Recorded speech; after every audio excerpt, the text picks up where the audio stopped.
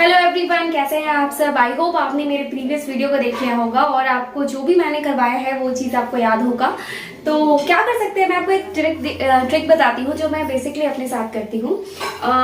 पढ़ने का बहुत ज़्यादा टाइम नहीं हो पाता है क्योंकि काम भी चलता है और पढ़ाई भी होती है, इसलिए मैं क्या करती हूँ मोस्ट ऑफ द टाइम जब भी हम सोने जाते हैं तो वो सारी चीज़ का वीडियो ऑन करके अपने कान में लगा लेते हैं। इससे क्या होता है, हम सो भी रहे होते हैं और मेरे दिमाग में वो सारी चीज़ें भी चलती हैं और इससे मेरा एक तरीके का रिवीजन हो जाता है ना। तो ये चीज आप कर सकते हैं अगर आप चाहें तो चलिए, कल लास्ट डे हम लोगों ने the earth in the solar system का पहला पार्ट कर लिया था। आज हम लोग दूसरा पार्ट करने वाले हैं और ये हमारा लास्ट। जितना भी इंपॉर्टेंट पॉइंट्स फर्स्ट चैप्टर में था मैंने उतना लिख लिया, बहुत ज्यादा एक्स्ट्रा नहीं था, जितना था ओवरऑल मैंने लिख लिया है। और ये सारे आज के इंपॉर्टेंट पॉइंट्स हैं जिसको आज हम लोग डिस्कस करने वाले हैं। तो सबसे पहले हम लोग जानेंगे कि इनर प्लैनेट्स क्या होता है। इनर प्लैनेट्स वो होते हैं जो सूरज के बहुत ही क्लोज होते हैं, very close to the sun and made of rocks. मैंने प्रॉपर डेफिनेशन नहीं लिखा क्योंकि एग्जामिनेशन में हमको डेफिनेशन की जरूरत नहीं पड़ेगी। मोस्टली हमसे कॉन्सेप्ट पूछे जाएंगे और उस कॉन्सेप्ट के बेसिस पे हमको आंसर करना है।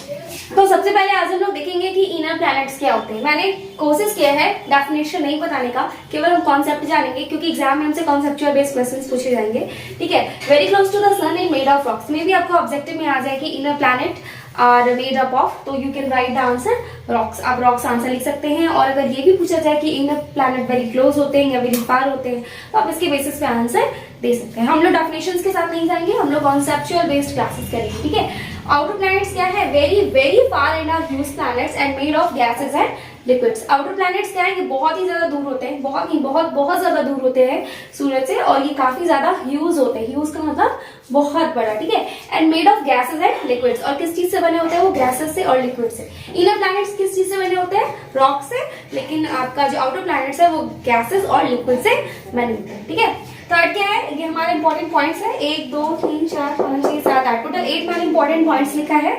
The sun is about 150 million kilometre away from the earth, है ना। सूरज जो है पृथ्वी से इतना मिलियन किलोमीटर दूर है। Nearest planet to the sun is Mercury. हमारे पृथ्वी से सबसे नजदीकी प्लैनेट कौन है, सॉरी हमारे सन से सबसे नजदीकी प्लैनेट क्या है आपका, Mercury. Venus is considered as earth's twin. Question आपका ये बहुत ही ज्यादा इंपॉर्टेंट है कि अगर आपसे क्वेश्चन पूछा जाए कि अर्थ की ट्विन कौन है तो आप जा सकते हैं वेनस के साथ। ठीक है, Venus is considered as earth twin. ठीक है, Aryabhata was a famous astronomer of ancient India.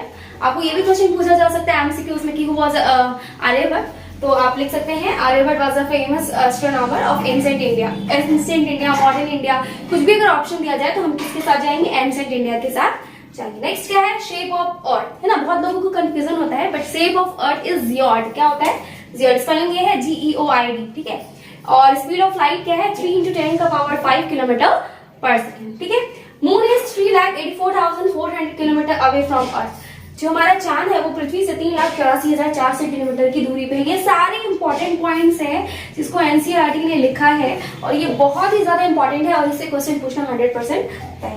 Some Indian satellites, कुछ इंडियन सैटेलाइट्स जिनके बारे में जिक्र किया गया है, इनसेट, IRS, इडोसैट। ठीक है, इसका फुल फॉर्म आप जान लीजिएगा क्योंकि अगर इन तीनों को एनसीईआरटी ने मेंशन किया है तो मे भी इनके फुल फॉर्म्स भी पूछे जा सकते हैं और इनको कहाँ से कौन सी कंट्री ने रिलीज किया है वो भी क्वेश्चन पूछे जा सकते हैं। ठीक है, एक क्वेश्चन है जिसको आप आंसर करके बताएंगे मुझे कमेंट में, अर्थ की सिस्टर किसे कहा जाता है, इसका आंसर आप कमेंट में करेंगे। और इसके साथ साथ इनर प्लैनेट्स कितने सारे हैं, आउटर प्लैनेट्स कितने सारे हैं, इन सारे का आंसर आप कमेंट में करेंगे क्योंकि अगर आप कमेंट में आंसर करेंगे तो वो चीज आपको याद हो जाएगी। ठीक है, सम इंडियन स्पेस सैटेलाइट्स जो आपका इनसेट है, IRS, इडोसैट एक्सेट्रा। ठीक है, small pieces of rocks which move around the sun are meteoroids. अब मेटेरॉइड्स क्या है, छोटे छोटे रॉक्स के टुकड़े हैं जो किसके चारों ओर घूमते हैं, सन के चारों ओर घूमते हैं। तो ये सारा इंपॉर्टेंट पॉइंट था जिससे आज मैंने इस छोटे से वीडियो पर डिस्कस किया। आप इस वीडियो को 3 से 4 बार अपने कान में लगा के सुन लीजिए, इससे क्या होगा, ये आपका बहुत ही जल्दी क्लियर हो जाएगा और आपको बहुत ही बेहतर तरीके से याद हो जाएगा। ये इस तरीके से हमारा the earth in the solar system complete हो गया। नेक्स्ट वीडियो में हम लोग मिलेंगे एक छोटे से क्विज के साथ जिसमें हम लोग को देखना ये है कि कितने सारे स्टूडेंट सही आंसर कर पाते हैं या नहीं कर पाते। हैव अ गुड डे और अच्छे से प्रैक्टिस कीजिए, मैं भी अच्छे से प्रैक्टिस कर रही हूँ। Have a good day.